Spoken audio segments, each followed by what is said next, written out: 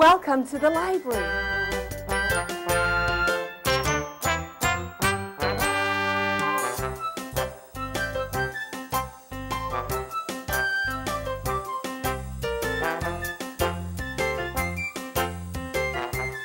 Let's go see a show.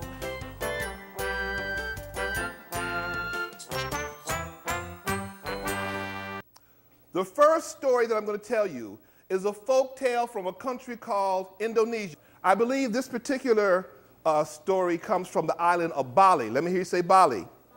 Now, Indonesia is a country that's made up of islands, hundreds and hundreds and hundreds of islands. And I love this story. The story is called Mr. Stupid. Once there was a man named... Okay, let's try that again. Audience participation. Once there was a man named... And he wasn't just stupid, he was stupid. Sorry, I sprayed you. He was dumber than dumb. He was always saying stupid things. He was always doing stupid things. And mean people were always tricking him because he was so stupid. But the one smart thing he had done in his life was marry his wife. His wife was very smart, so intelligent. No one could quite understand why she married Mr. Stupid. But then a lot of wives find themselves in that situation, but that's another story. So one day, the wife calls him and says, "Dear, tomorrow I want you to get up early. I want you to go to the marketplace, and I want you to sell one of our bulls. Now, you be sure not to get less than 200 rupiah. Rupiah is the name of their currency. Like we have dollars, their currency is called rupiah." She said to him, "Do you understand?" He said, "Yeah, 200 rupiah. Oh, one, two, I got it." So the next morning, he's up bright and early. He's on his way to the marketplace with the bull. How you doing? What he didn't know, actually there's a lot he didn't know, but what he really didn't know, their neighbor, Mr. Rotten, had overheard Mr. Stupid's wife giving him instructions. That's not a bull, that's a goat. My wife said I gotta get at least, y'all help me out, 200 rupiah. 200 rupiah? Nobody's gonna give you 200 rupiah for a goat. You'll be lucky to get 40 at the marketplace. But I tell you what, since you're my neighbor and my good friend, I'll give you 50 rupiah right now. Save you that long trip to the marketplace. You can hurry home to your wife. What do you say? "No, my wife said 200 rupiah. Man, you were too stupid. I don't have time for this." And he split. Mr. Stupid went on his way a little more confused than normal, if you can believe that. And along comes Mr. Rotten's first friend. "Hey, Mr. Stupid, that's a nice looking goat you got there. You gonna sell it at the marketplace?" "Goat? But this is a bull. Isn't it?" That's so funny, Mr. Stupid. Come on now. I know you know the difference between a bull and a goat. How much you want for it? "My wife said I've got to get at least 200 rupiah. 200 rupiah? Nobody in their right mind is going to give you 200 rupiah for a goat. You'll be lucky to get 40. But I tell you what, I'm feeling good. I'll give you 50 right now, save you that long trip to the marketplace." What do you say? "No, my wife said 200 rupiah. Man, I'm out of here." And he split. Now, Mr. Stupid is beyond confused. And when he looks at that bull, everybody who has that goat, I got some really nice property. I want to see you later. We'll talk later. In a really good car. When he looks at that bull, he's starting to see So when Mr. Rotten's second friend comes along and says, "Hey, Mr. Stupid, that's a fine looking goat you got there. You going to sell it at the marketplace? They won't give you more than 40 rupiah, but I'll give you 50 right now." He took the 50 rupiah. He handed over the bull, and then he went home to his wife. Dum-da-dum-dum-dum. He went up to his wife, he handed her the money, and started to walk away. But what did the wife do with that money as soon as she got it? Counted it. You know, wife training. "Come back here. Yes, dear. This is only 50 rupiah. Where's the other 150 rupiah? I got a good deal. I was able to sell our goat. Goat! You let somebody trick you again. You go, you find them, get the rest of that money, and don't come back without it. Now move it. You think he moved it? Oh, yeah, he wasn't that stupid. Young man, let me give you a tip. There's something very motivating about having your wife mad at you. Believe me, I know all too well. So not only did he move it physically, he started doing something that he had perhaps never done before in his life. Think! And he had never thunk before in his life. He wasn't used to it. Whoa, what's all this stuff in my head? Whoa, where'd all that come from? Whoa, boing. A light bulb went off, like in the cartoons, big old light bulb. He got an idea, and he came up with a plan. He went to 3 different restaurants. At each restaurant, this is in town, he went to each restaurant, talked to each restaurant owner, gave each restaurant owner some money and some instructions. Then he went looking for Mr. Rotten and his friends. By the time he found them, they had sold that bull for 250, maybe 300 rupiah. And when they saw him coming, they thought he was going to be mad, but he said, hi guys, I sold my goat to your friend, and now I'm about to go have some lunch. You want to come and join me? My treat. And they thought, what a knucklehead. First we tricked him, and now he's going to treat us to lunch. So they went.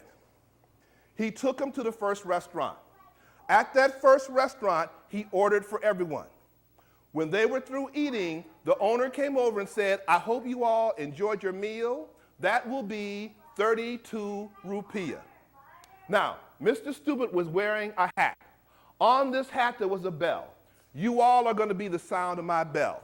So when I do my head like this, you're going to go, ding-a-ling-a-ling-a-ling-a-ling. Let's try it out. Outstanding. So the owner comes over and says, I hope you all enjoyed your meal. That'll be 32 rupiah.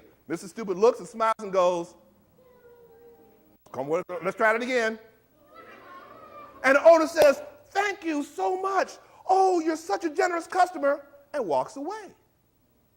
Well, Mr. Rotten and his friends hadn't really been paying attention since they weren't paying, but they said, wait a minute, did you see him give him any money? What's going on? But before they could get into it, Mr. Stupid said, hey guys, come on. Across the road, there's this restaurant. It has really good desserts. Come on, I'm still treating. Took him to the second restaurant. At the second restaurant, he ordered desserts for everyone. When they were through, the owner came over and said, I hope you all enjoyed your desserts. That will be 16 rupiah. Mr. Stupid looked and smiled and went. And the owner said, oh, thank you. Oh, you grace my shop whenever you come. Oh, so generous, so kind. Thank you. And walks away. Well, Mr. Rotten and his friends, they said, wait a minute, he didn't give, what? But again, Mr. Stupid said, hey guys, come on. The place next door has got really, really good chai. You know what chai is? Anybody know what chai is? You know you right. It's tea. It's got all kinds of spices. It's got cinnamon, cardamom, all kinds of mums in it. Sort of like an Indonesian Starbucks, okay? So they went there and got their chai, got their refills, just like a Denny's. And when they were through, the owner came over and said, I hope you all enjoyed your chai. That will be 8 rupiah. Mr. Stupid looked and smiled and went. And the owner says, oh, thank you. The next time you come into my shop, the chai is on the house. Thank you, and walks away. Mr. Rotten and his friends had seen enough. What's going on, they said to Mr. Stupid. We go into these restaurants. They ask you for the money. You smile that silly smile. You ring that silly bell, and people walk away as if they've been paid. What's going on? This is a magic hat that my father left for me. Whenever someone asks me for some money, all I have to do is go, and people think that they've been paid. Isn't that neat? Yeah, that's a neat hat. We want to buy that hat from you. Oh, I couldn't sell you my hat. How would I pay my bills? Mr. Stupid, said Mr. Rotten, you're my friend, my good friend, and my neighbor. Anytime you needed the hat, you could just come by and borrow it. Y'all believe that? Good. Oh, I couldn't sell it to you. We give you 100 rupiah for it. Oh, no. We give you 200 rupiah for it. Oh, no. 300, 4. We'll give you 500 rupiah. Okay. He took the 500 rupiah, gave them the hat, beat feet home to his wife. Mr. Rotten and his greedy friends were still hungry. They went to the best restaurant in town, the most expensive restaurant in town, Spagos of Indonesia. They sat down at the table and said, "Bring us everything on the menu times 3. They ate for hours and hours and hours until they couldn't even take in the smell of any more food. And when they were through, the owner came over and said, "I hope you all enjoyed your very hearty meal. That will be 1,000 rupiah." Mr. Rotten was wearing the hat. He looked at the owner and tried to smile and went. And the owner looked at him and said, "Strange hat, where my money?" Hey, his buddy said, "Man, it's not working. Do it harder, do it harder. Harder, harder. I'm going to ding-a-ling-a-ling you upside your head if you don't give me my money." Man, do it harder, do it harder. It's not working. All right, I got a ding-a-ling-a-ling for you. The owner was upset. Now, what do you think he did?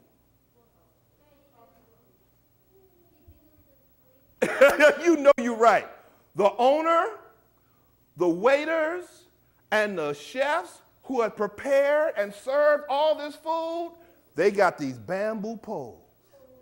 They beat Mr. Rotten and his friends from the top of their head to the soles of their feet, then had them taken off to jail.